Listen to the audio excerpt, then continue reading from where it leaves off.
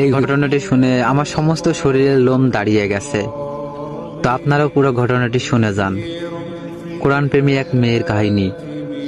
একটা মেয়ে ছিল, সে পবিত্র কোরআন পড়তে খুব ভালোবাসতো। সময় পেলেই কোরআন তেলাওয়াত করত। তার ব্যাগে সবসময় ছোট একটা কোরআন থাকতো। গাড়িতে বসেও সে কোরআন পড়তো।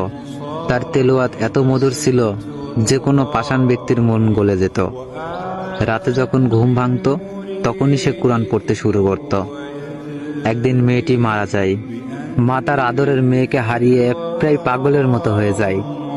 একদিন রাতে মা তার মেয়ের স্বপ্ন দেখে ঘুম ভেঙে যায়।